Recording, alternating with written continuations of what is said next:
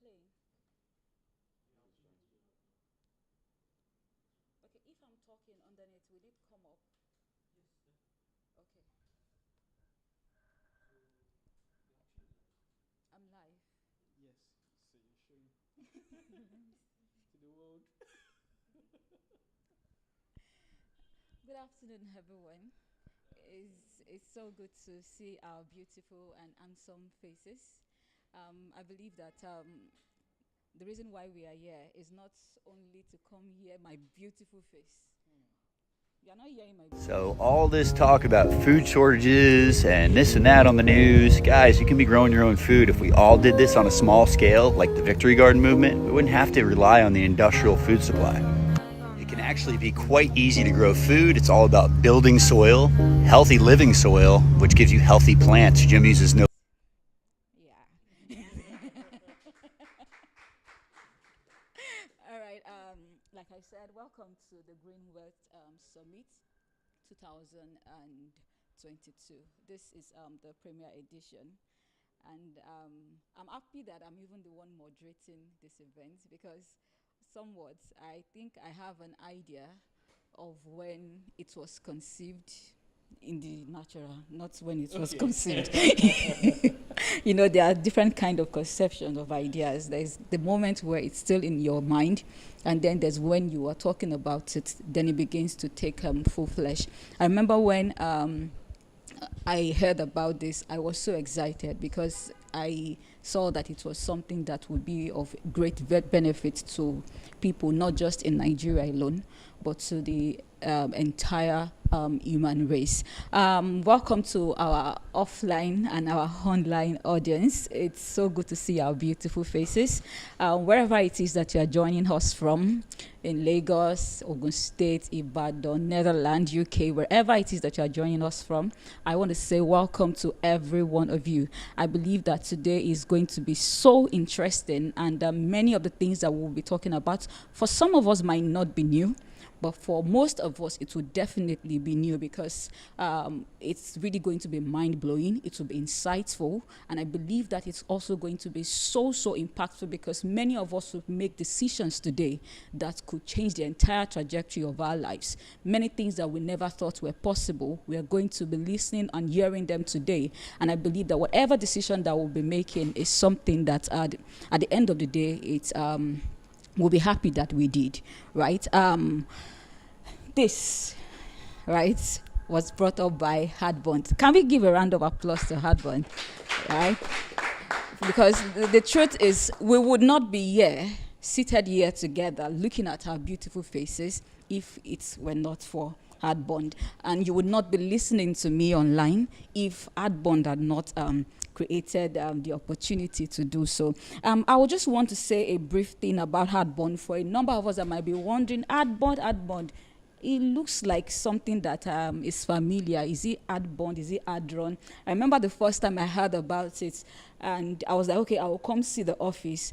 By the time I was coming down, I saw an office down there, and I thought that it was Hardbond, not knowing that it was Adron, right? And I walked to that office, but then I looked at it. It looks like it. Boy, it is not it. Funny thing is, I didn't even go into the office, but I don't know, there was just something about the old stuff that didn't align with what I had seen online and with the people that I have engaged with. So I decided to come back and call the person, exactly where are you? Then I was told that this is the place, and it's really been an amazing experience so far. I have here that Adbond is your go-to organization for your farmsteads, homesteads, bond homes, and vacation homes. Actually, that is English. So I'll just speak in plain language that me and you, that we understand, right? Adbond is exactly your go-to person. I decided to use the word person because I see Adbond as an organization that has embodied a personality. And that personality is one that is so passionate, right, about seeing that every human upon the face of the earth are successful, not necessarily in their career, but health-wise, right, financial-wise, that they are independent and capable enough to be able to take care of themselves and also their families or those that are reliant on them and their immediate environment.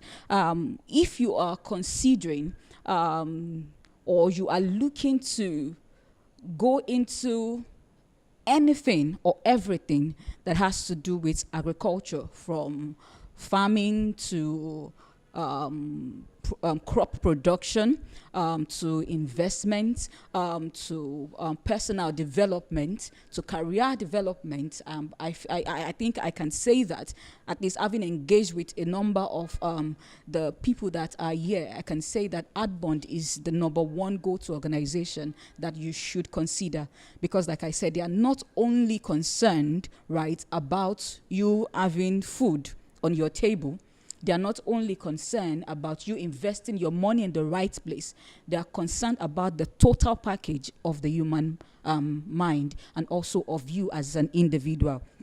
I would love for us that are online to do something for me. I want us to go to www.adbond Harvest Homes, right? harvesthomes.com. And if you go to that website, you'll be able to read all about Adbond, right? Because I may not have been able to do justice, right, to what and who Adbond is all about. And after you have gone through it, I want you to come back before we finish this event, and I want you to come up with whatever question that you might have. I have someone who is working with me here who will be reading out our questions, and whatever comment that's opinion, right, that you might want to contribute to the discussion on ground. So go through the website and come back to us before we finish this event, right? And feel free to ask any question that you have. I can bet it with you that you will get answers to everything that you might have as questions. So, the Green Wealth Summit. It seems like a very big topic that is somewhat bigger than every one of us that are here, because it actually is, right? It actually is bigger than us. What do you think? Well, whenever I want to check something, I check out the keywords. The keywords. Luckily, there are 3 keywords. Okay. Green. The flag of our country has 2 patches of that color. Amazing. Double honors. Quite important. Yeah. And green is also a symbol of wealth or growth. Wealth and growth. Which comes back to the second word. Wealth. So, if you check anywhere, whenever the ground is green or the area is green. Fruitfulness. Exactly. Prosperity. The growth is there. Growth. And summit is getting together of people. Okay. And whenever there are great minds together, beautiful things happen. Beautiful things happen. I think I like that. Wherever you have great minds coming together, beautiful things happen. I actually didn't really look at it that way. But just like you said, when great minds come together, beautiful things happen. Green talks about prosperity. It talks about development. It talks about growth. It talks about fruitfulness, right? And then when it is in abundance, right, you begin to see wealth. And then summit is coming together of people. Are you thinking what I'm thinking? Definitely. We are, it's a discovery event, right? We are here to discuss, like you said, how to do what? How to make ourselves not only wealthy monetarily, right? How to also come to a critical point where we can strike that place and say, from this moment, something changed in me. I began to experience a growth. I began to experience some features of development, and that impacted me so much that I took a particular decision. I really don't know what that decision will be, but I believe very, very strongly in my heart that many of us will make decisions today. And I know that it will be for good. All right, and with me here are 2 handsome young men, right? On the right hand, hi. On my far left, thank you very much, is Stephen Awoyemi. He looks like a senator right now. You might be one. Minister of Agriculture in the making. That's right. And Honorable Minister, sir.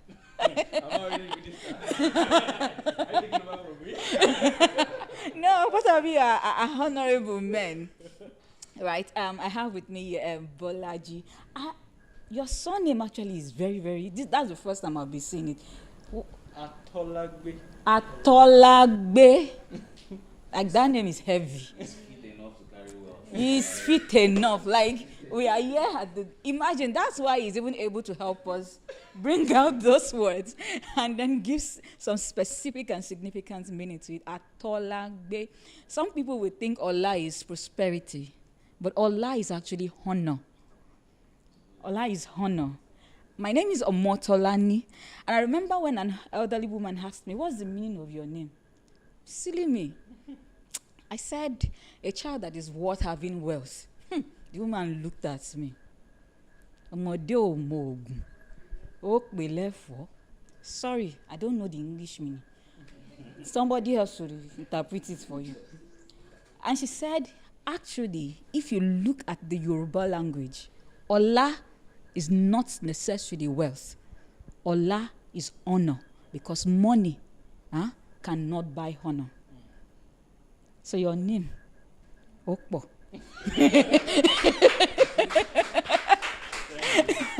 So welcome to our guest. I really would want them to have their time because they've taken time. It's a lady that will deck herself like this, but they've taken time to really dress themselves up with. Let me let me keep calm. All right. I think I want to start from Mr. Stephen Awoyemi. Can we meet you? Why do you have the right to sit down on this chair and you're even putting on white and green? Maybe I should say that there was a time I was in a class and I was trying to teach some particular students agriculture, and then I think I introduced myself as a farmer, and one of the small girls there reacted and said, "Inyama." Yama. So I'm like, what's the perception of farmer you have in your head? And she said, farmers are dirty people, Oh. and, these farmers are that. And ever since then, I told myself, you know what? You would always see me do Bang. perfect. So that when you see me, And I say I'm a perfect, farmer. not smelly. Farmers are not smelly. True. And not the poor people. So I'm Stephen Awoyemi, an agro developer at Adborn Harvest and Homes, and also one of the executive board members. I would say I'm a farmer. I'm proud to call myself a farmer any day, anytime, because by education, I studied agricultural economics from Obafemi Awolowo University. Even though I wanted to become a doctor, a medical doctor. We all do. Well, you know how it works when you do your jam and then you don't get Jammed you don't you. get the score required to get to medicine. They just packle on you and then dump you In a that place, yeah. perfect space. Though mine wasn't dumping. When I realized I couldn't get medicine, I decided that okay, what's the next thing for me to do? My reason for wanting to do medicine is because I love anything that has life. So I redirected it back. Okay, so in the agricultural space, we talk about plants, we talk about animals, right? So it's still life. Okay, so let me redirect my medical, plants into the agricultural plant. And that's how I find myself doing agriculture, and I've been pretty involved in.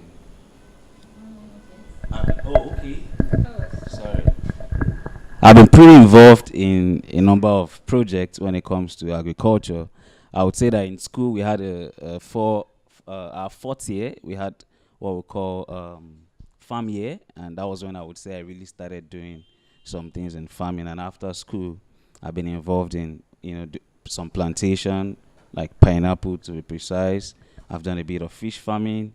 I've done a bit of poultry. So I've moved across board in the agricultural space, and all along that's what I've been doing. Before I got into Adborn Harvest and Homes, and I would say that the life I had been living before I got into Adborn Harvest and Homes had been the life of a farmer. And here I am today, still living the life of a farmer. Can we give him a round of applause? That's quite fascinating. He is an agro developer, right? At Hardbond and Homes. He's a farmer, what we call agbe, right? But he's kind of he's kind of farmer. Is not well. I think I wouldn't flog that young lady too much, right? Because of what most of us have seen over time, right? The picture, the imagery of the agricultural engagement, not even the sector, but people involved in farming and agriculture. They come back from their farms and they are not like looking like people that you want to associate with. But I think that is changing.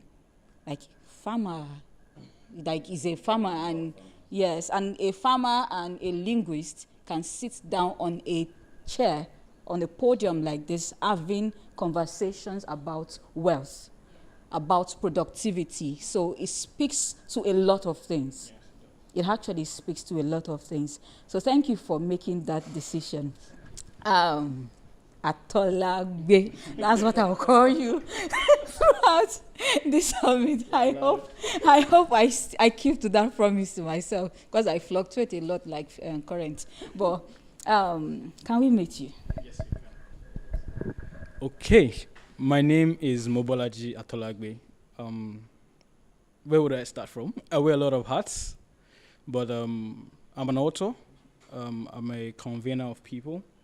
I'm also a project manager working with a multinational company. And I also am a consultant for brands and for strategy. I've worked with brands that are making multi-million naira deals annually, both locally and internationally. I'm a farmer too, but in training. I just knew that something was coming. I'm a farmer too, but in training. Just like Stephen, we are colleagues, studied agriculture at the university. And I didn't want to be a medical doctor. I've always wanted to be a farmer. Amazing. Wow. Yes. Can you mention a profession that would touch the lives of everybody apart from agriculture? You can think. Everybody. If you do not go to school, you are not going to learn from a teacher. Take your time. I can give you a year. Ketra, where would you get your food from? Everything is. You still have to go to a point of contact. You have to get from a farmer. And you have to survive. In fact, you as a caterer, you can cook if you like, don't eat.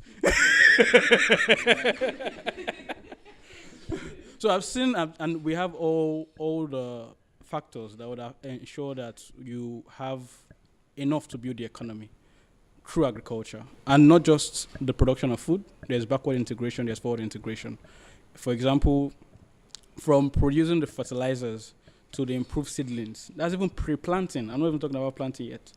And those industries could have hundreds of thousands of people hired, right? So if just the agricultural value chain is taken from the very beginning to the very end and taken very seriously, trust me, as a country, you don't even think about hunger.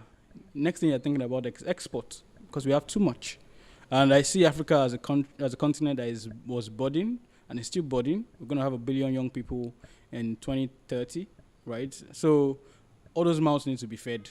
All those people need to actually have food, have a house, So that was my passion, and it's still my passion. And that's why you would see me at any event or any program that has to do with agriculture.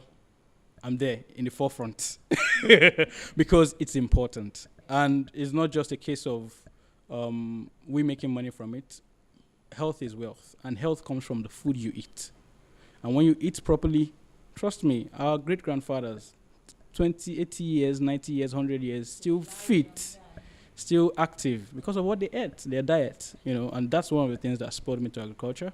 Well, right now I have my hands in many pies, but they're clear. Focused on people, focused on growth, focused on multiplication of wealth and ideas. So that's just me in a nutshell. The creation of wealth and Yes, that's super amazing. All right. Before we get into the core of our conversations today, right? I want us to listen to a video. When that video was sent to me while we were preparing for this event, I was like, I think we need to play this, right? Because so it would not look like Adbond. They sell land. They want you to come and buy what they are selling. That's why they are talking about Green Wealth Summit. All of these things is just bobo. Let me use our language, right? But I want us to see what people are saying, right? And what not only what they are saying, but also what they have done and what they are yet doing, right? I would love us to play that video for us, and we would increase the tempo from there. So all this talk about food shortages and this and that on the news, guys, you can be growing your own food. If we all did this on a small scale, like the Victory Garden movement, we wouldn't have to rely on the industrial food supply. It can actually be quite easy to grow food. It's all about building soil, healthy living soil, which gives you healthy plants. Jim uses no fertilizers, very minimal irrigation, no chemicals, thriving on neglect.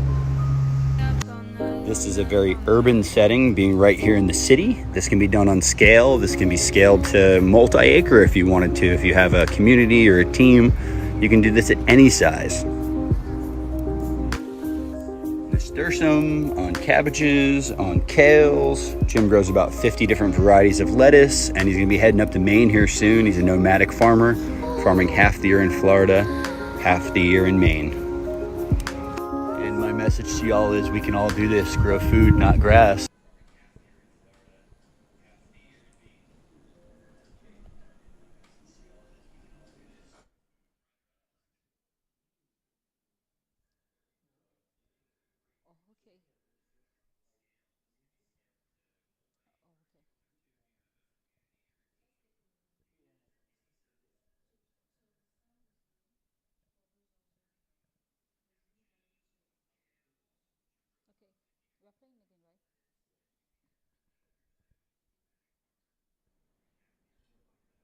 Okay.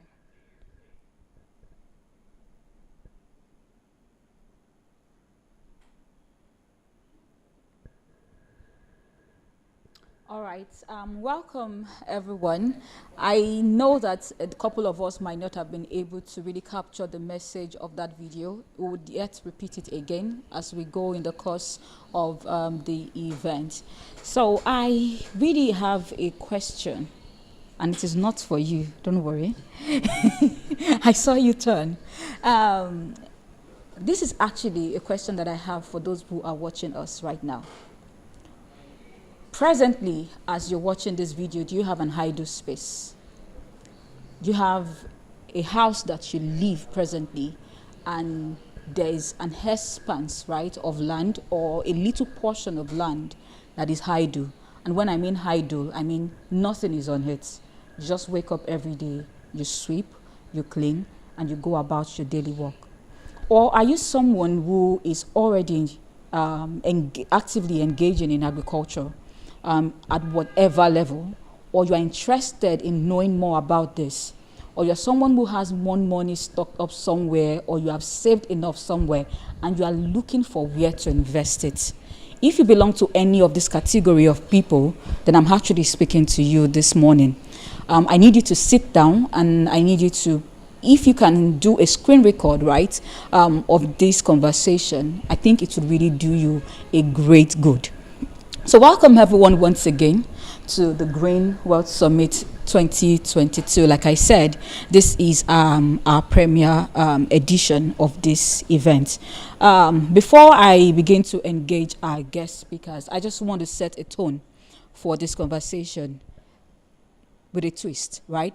I don't know how many of us are familiar with the ongoing insurgency that is going on in Ukraine. And somewhere there, it's easy for us who are here in the south, or for a few of us who are maybe in the east, to say, what's my business? How does that concern me?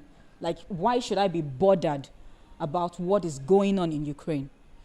Whether you accept it or not, you are actually being impacted by what is going on far down there in Ukraine. Because the global supply chain that connects the entire world, especially the food supply chain, has actually been impeded. So you begin to see an inflation in the cost and the price of food and production, not only from farmers buying fertilizers, but even myself and yourself. You that you are listening to me, a cup of rice that you used to buy. I remember a cup of rice used to be 50 naira. I've bought a cup of that tin milk. I bought it before for 50 naira. And yet, to be candid, I don't even know how much a cup of rice is right now again, because it's no longer economical for me to say I want to buy a tin of rice, right? Because right now, everyone is not, like the way the whole thing is looking like right now is, it's more or less like the survivor of the fittest. And that is what insecurity, food insecurity, at the climax of it, that is what happens in the society. When people no longer have choices, when they no longer have that opportunity to say, I think we should eat this morning, tomorrow we would eat this, right? This evening we would eat that. We do not have that luxury again, right? It is now something that has been, restricted, right, or reserved for a few, which should not be the case, right? So I would love to ask us a few questions, right?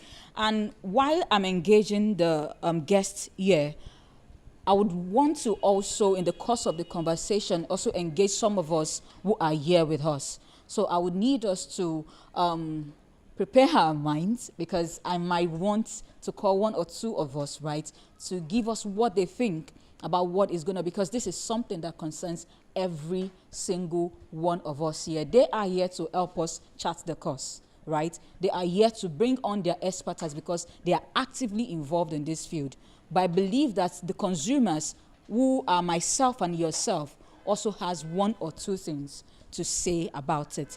I have a few questions, but the first thing I want to ask Mr. Tolagbe, is he talked about farming, right? And that the young lady who saw him felt like farmer. A child of 5, amazing. I don't even know what she has seen, but she said like farmer, no. Is agriculture only about food production? Thank you. That's a very deep question. And I will try to use an analogy to answer that question.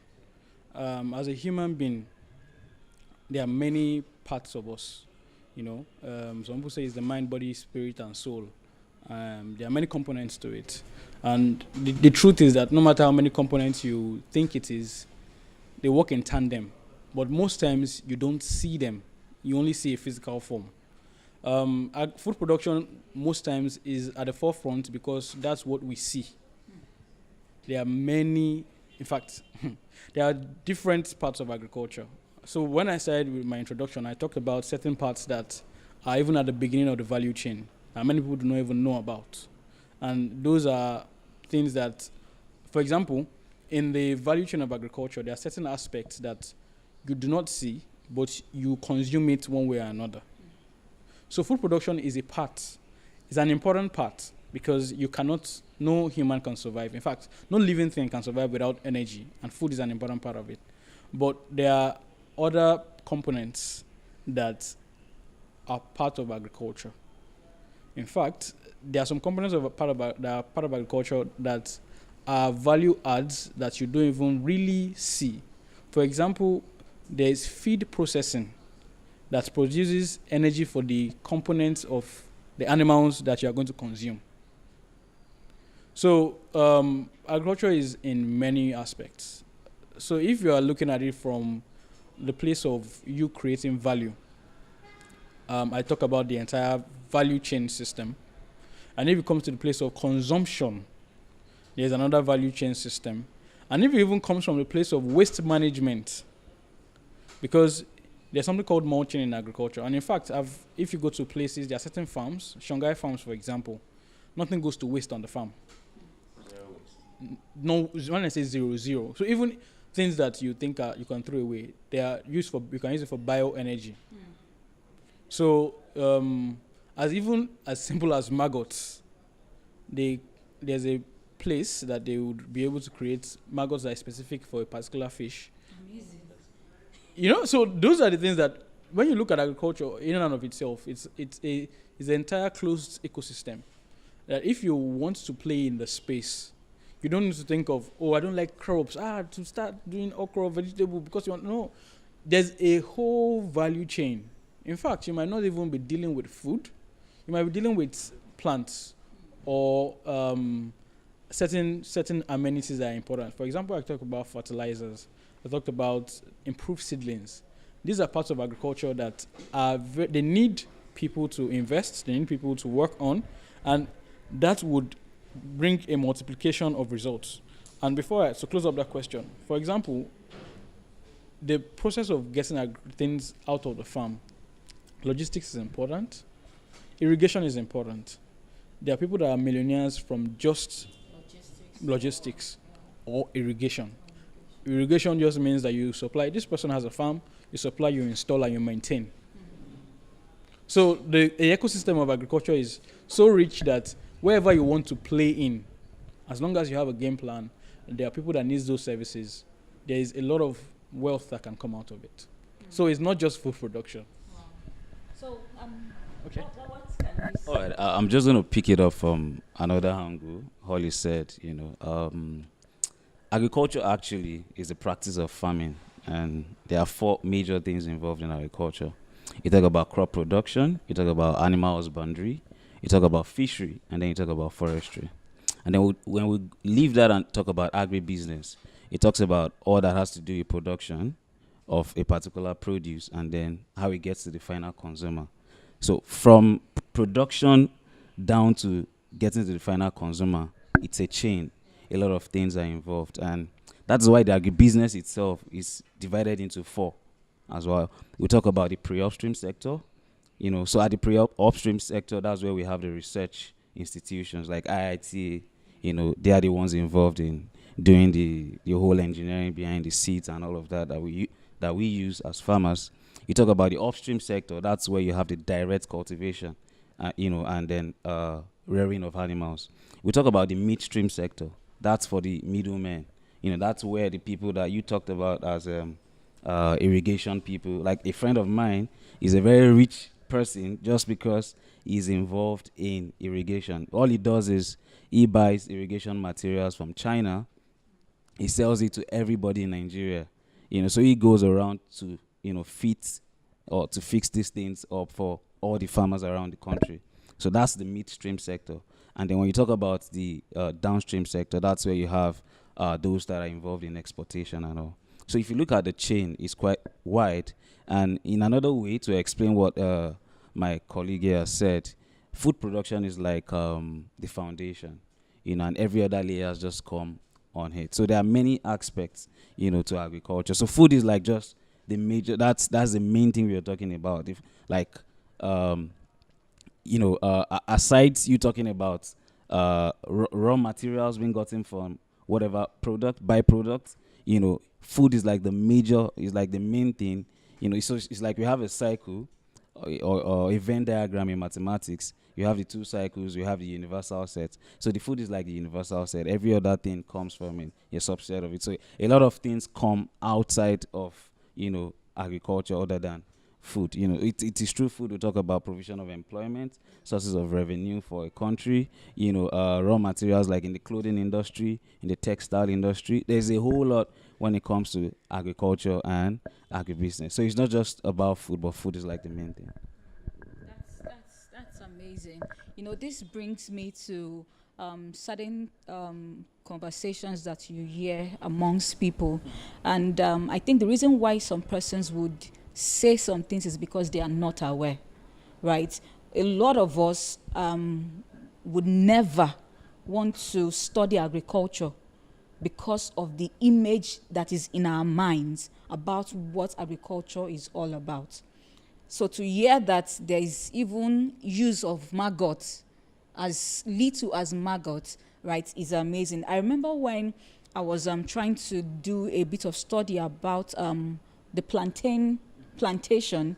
There was the first time I took interest was when I had an adage, a Yoruba adage that says that there is nothing that is a waste in the entire, from the seed itself to the plant, to the fruit itself, to the stalk, and to the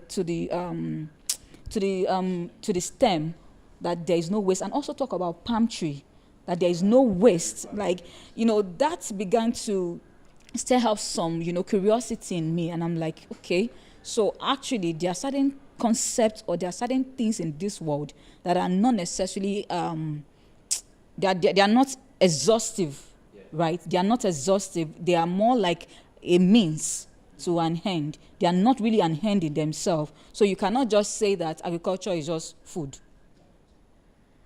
right? There's the business aspect of it. There is the engineering aspect of it. There is the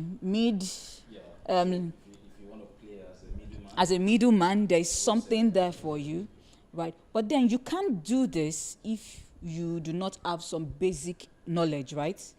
Or if you do not have some affiliations, right? So what really are the initiatives that an individual or an enterprise needs to be involved in that would then give them the opportunity, right? Or that opens up the doorway for them to say, okay, go on ahead and engage in this? This is a critical question. One thing I've found is that knowledge is available. And what makes me understand this is that there's a quote that says, when a student is ready, the teacher would come. So for you to be listening online, for you to be here physically, it means there's some form of curiosity or some form of interest that you have that spurred you. You could have been in 1,000,001 places. Today is Saturday in Lagos. Owambe, sure, you would get somewhere to go and have fun, eat, go out with your friends. But you decided to spend your time or energy or your data to be here, meaning that, first of all, the first barrier has been crossed, meaning that you're here.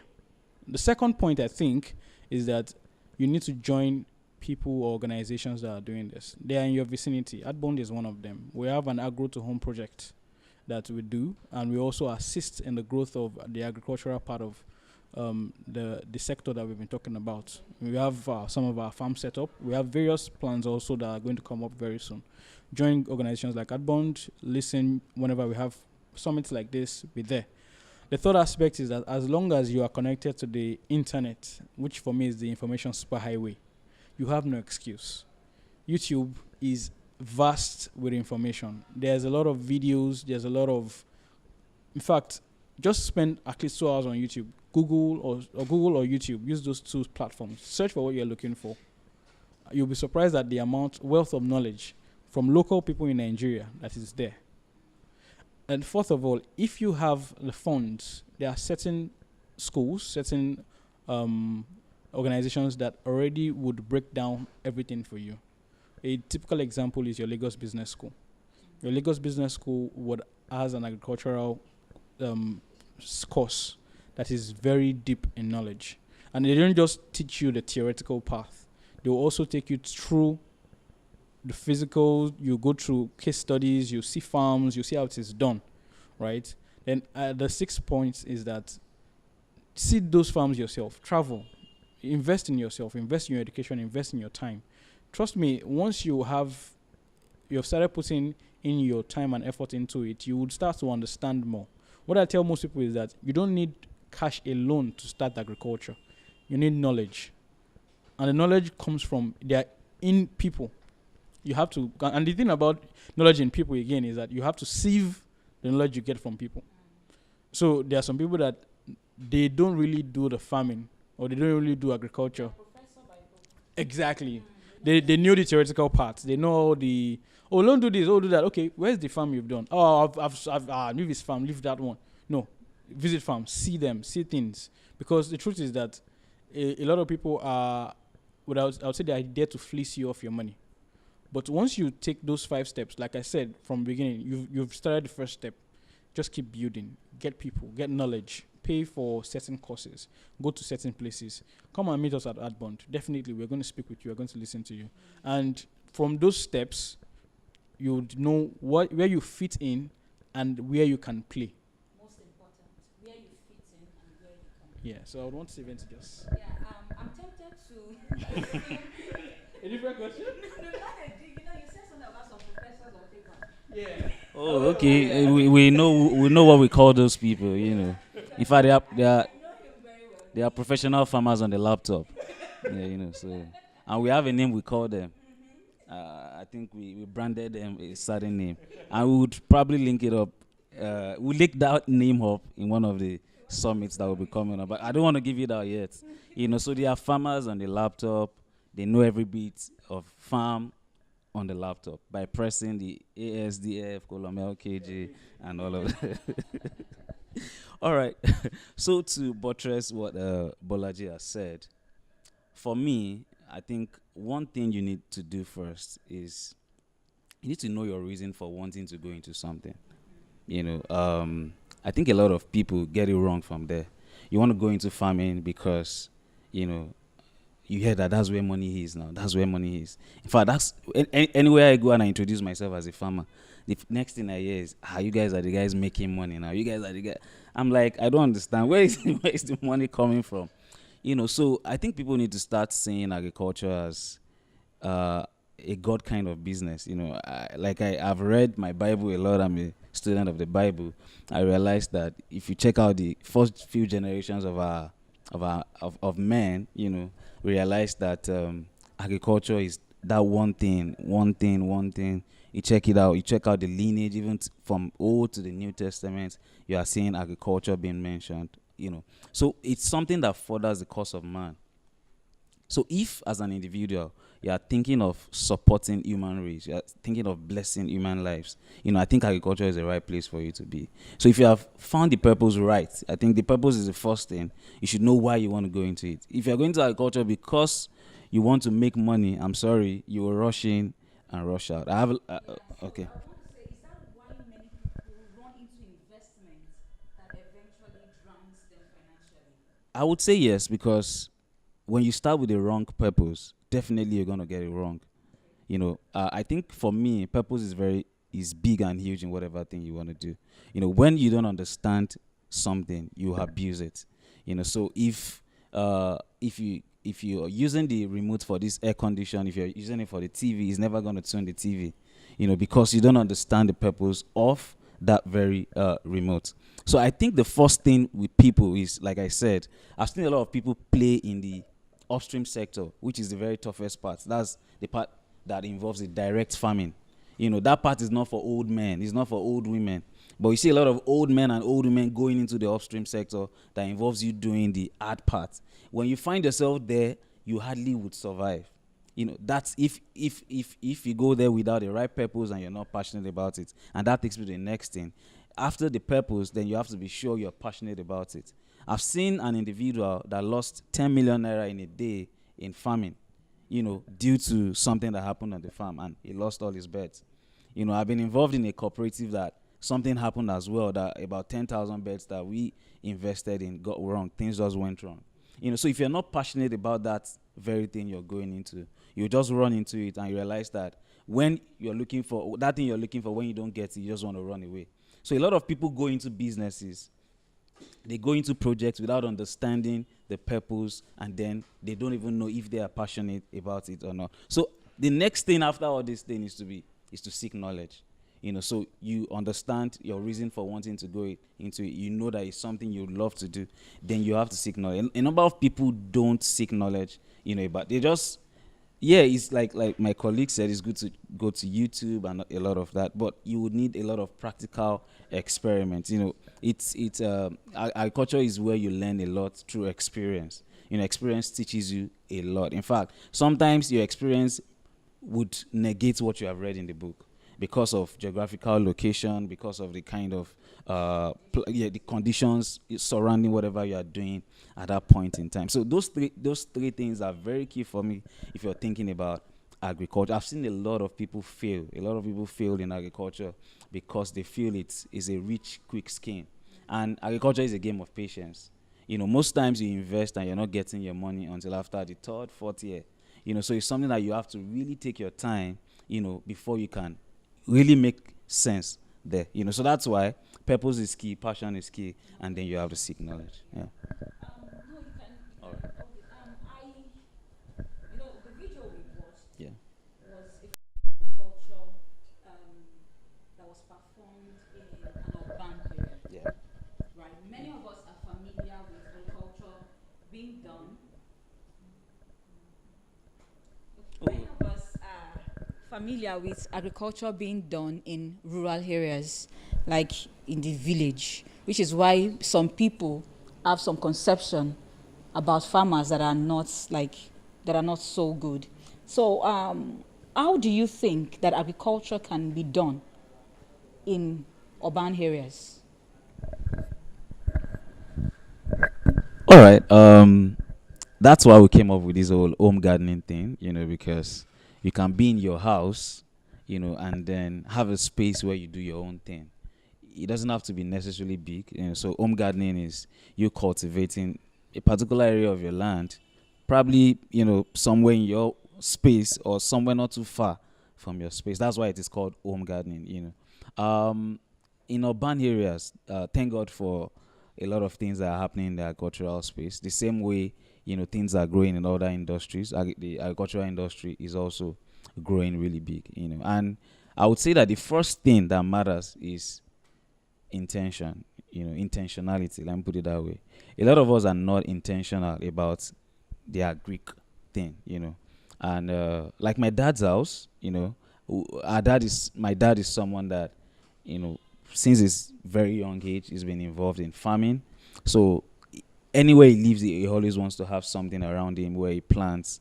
If it's just maize, plant what's it called, plantain. At least I know in my house we eat plantain all year round.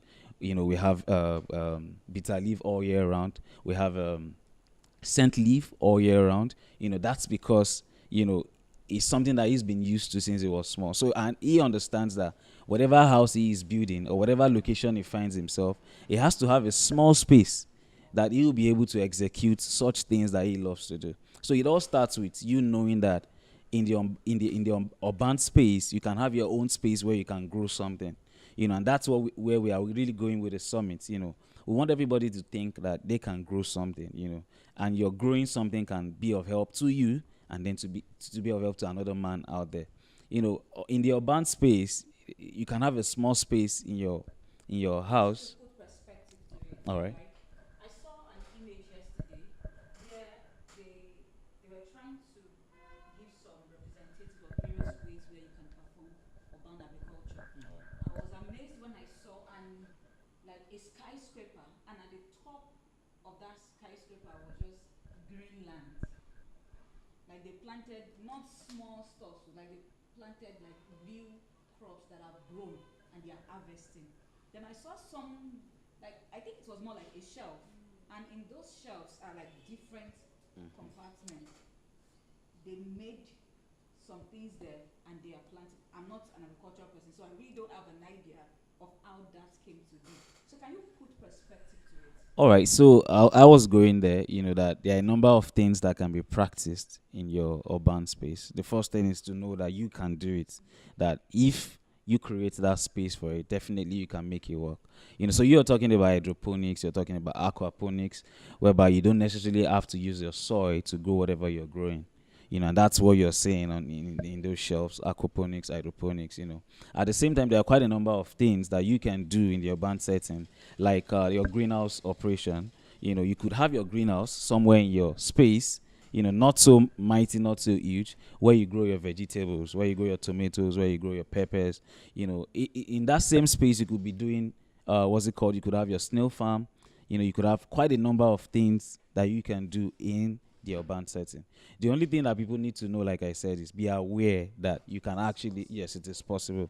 There are quite a number of things to explore in the urban space. In my own house, I thought we are going to have the pictures. I probably will show it. We have a certain part that we carved out. We grow our crops there. We grow few crops that we eat, and sometimes we give it out. If it's something that is done continuously, you could even be selling some part of it, and that's where we're really going with it. That's actually where I'm going with my question to him. So, do you think that home home gardening can tackle the problem of food inflation? So I'll give a case study. I live in Lagos, Nigeria. The beginning of 2020, I think, if I'm not wrong, a crate of eggs were like 650, 700, around that price, right? I don't know. Does anybody in the crowd know the crate of amounts that a crate of My eggs? hair 1,150. 150 No, crate. A crate. Actually, no, that was the last time. Sorry. 1850. you're not in Nigeria. You're living in another place. So you're living where from what I find out, a crate of eggs is 2,200, 2,500. If you are getting a full crate of eggs, if I'm right? So one thing I tell people is, 2,200, 2005. Yes, 2,200, 2,500, right? A crate. Yes, a crate of eggs. Yes, 30. I mean, the crate has not expanded. And it's still eggs, right? Hold on, it's still eggs. It's not chicken. It's still eggs. It's not like it has. Do you understand? So the inflation that happens in a short span of time, actually that we've seen, is enough to make anybody scared. You know. So if you ask me that, can it tackle? I'll say yes and no. Yes, in the sense that space. But if you're living with other people, it might be difficult. But have micro livestock. You can have rabbits. You can have grass cutter, depending on where you are. But for me, rabbits is very key, and they have white meat, good source of protein, right? And they have a lot of young winnings. I think each litter is about 8 to 12. So if you want to sell them as bunnies, you can also make money from that. So those are the things I would say. Yes, you would be able to. Yes. So they are quite, in fact, from understanding just the valuation of rabbitry, you start that, and they are very easy to maintain. And one thing about intentionality was what you talked about. The country that uses the skyscrapers for most of the hydroponics and aeroponics that they talked about is Japan. They're intentional about it, because at the end of the day, they take the crop that they've reared from their own building and they use it as food for the company. So the company that owns the entire building reduces their cost of purchase. Okay, so the things that are planted on those skyscrapers are used to feed the people living or that work in those skyscrapers. And I think I realized that most of them even have kitchens and restaurants. Yes. inside of those. Yes, they do. Yes, they do. So that's the thinking, that don't think of just how much you are going to be spending on or making from sale. Also think of how much you are going to reduce your cost, and at little or no increase of your own costs, because that space is there. You just need to have knowledge. You need to practicalize it, learn, and know how to manage it. That's my answer. Okay. So I want to make it a bit personal. All right. So in what way, as Hardbon, right? Like what way have they contributed in making people understand some of these things? There are some things you are saying that even having to know that you can use the poo of rabbits. Yes, question. The poo of rabbits, that you can use it for something, for me is a new knowledge, right? So in what way has Adbon contributed to raising awareness and also to helping people to be able to, dabble into agriculture? All right. At Adbond, we say that we are known for agro to home project development, and the whole idea of agro to home is that you can have a space where you can also have your own garden, and we have been doing this through these are projects, So we say, in one word, we secure future space through agro to home project development. All right, and then our system of doing this is that we have lands in areas, with huge development prospects. All right, and then these are lands that are in places that we know that after some few years, they would develop into places that people would want to live, and then we say that these lands, you can engage them with agricultural plants, and through the agricultural plants, you are making something. At the same time, you are furthering the cause of man, like I mentioned earlier. You are blessing man because when you plant and you sell, in whatever way you are contributing to the GDP, that's gross domestic product of the economy of the country. So we do this, and then we say that while you are even transitioning into home, you can still have your garden where you can, probably get your vegetables, get your leafy and non-vegetables, get your fruits, plants, and then you eat for yourself, and at the same time you can provide for the next person out there. So Adbond, has created this, and I can say that we are like the first company in the world doing this, blending agro development and then home development together. And summits like this are things that we want to be doing, going forward, to explain all of these ideas to people out there. We also make people understand that home gardening is something that they should plan ahead of time. I started with intentionality the other time. When you have that awareness that, oh, I can have 1 acre of land where I can have my cattle and my sheep and my goats.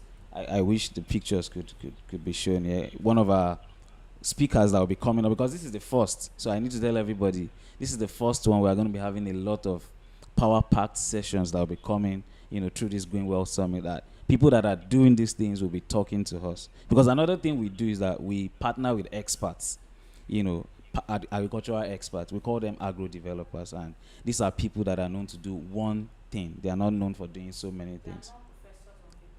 What is it? No, they are not. You are tempting me to mention that name, but I wouldn't mention. Yeah, they are professors, on the laptop, So we partner with people that we know that are doing these things, and that is why everything we do at Adbond is genuine. We look out for people that are doing these things. We visit them. They also come around, before we establish any partnership relationship together. See, these are things we are gradually doing to tell the people out there about agriculture, about, how to help the food insecurity issues we are having in our country. Like we just talked about, the price of egg. It really got worse during lockdown, during the pandemic. Oh, I think so. Because a lot of things have gone wrong, since then. And one major issue we had during lockdown was that, our maize farmers we couldn't get maize from our maize farmers, and that affected, because maize is like the major constituent in the feed of poultry beds. So it wasn't available, so it skyrocketed the price of feed. Until now, we are still not even there yet, and that's why it keeps going up and it keeps going up and going up. So Adbond is, positioning ourselves to let people out there know that, agriculture that we have been given is something that we should explore to the fullest. Reading about the country, how agriculture used to be, we're told in school that agriculture used to be the mainstay of Nigeria economy. Agriculture used to be the mainstay, and I checked 1960 to 1969. The middle belt had things they were doing. The Niger Delta belt had what they were doing. The Southwest, we all had things we were producing and giving out. Like my own school, I was told that it was revenue from cocoa that they used in building the whole OAU, massive OAU. And if you know the structures of OAU, is like one of the most beautiful campuses in Nigeria. I don't know about now though. When I was there in 2012, it was perfect. So agriculture is so massive a thing that oil came in, we neglected it, and then this is where we have found ourselves, and we are trying to raise that awareness again, that if something had been the mainstay of our economy and is thriving in so many other countries, why not? We can do it here in Nigeria. We can do it here in Africa. We are supposed to be feeding the rest of the world, but we are going to get there. We're going to get there. Thank you very much. I have one last question for this session, after which I would want to turn to the people in the audience. Right? I want to get our contribution. Like, what can you say to this conversation? Right? What you ended with is going to lead me to a question for you. I remember in 2017, 18, and a bit of 2019, I think Bank of Agriculture, in collaboration with our government, we're giving people grants. I don't know, each time I say the government, something just comes out of my face. It's not... They were giving grants out. to certain persons. And these grants were specifically towards agriculture. You would expect that right now that we should have seen a change, right, in the markets. We should have seen a change in the prices of goods, right? You should have seen a change when you go to some people's environments. At least some of what, like if you read, I was privy to some proposals, right? And some of what many of these people proposed that they would do is that they were going to domesticate farming as much as many would also commercialize it. So did you think that that was the right step to take? Well, I would advise you to stop your face from changing whenever you talk about the government, but that's another conversation. I have a saying that I'm sure I picked up from somewhere, but I know that's why it's a mantra I look at. You can't solve a problem by throwing money at it. You need to understand Solve a problem. by throwing money at it. So if I take money like this and I throw it at you, it's Well, not well, solving. well, I'm not a problem. Okay, now I like that. So the I'm a problem, solution. not the person. Yeah. So you can't solve a problem by throwing money at it. And check everywhere in history, right? There has to be an understanding of the root cause. If you understand the root cause, you can know how to solve the problem.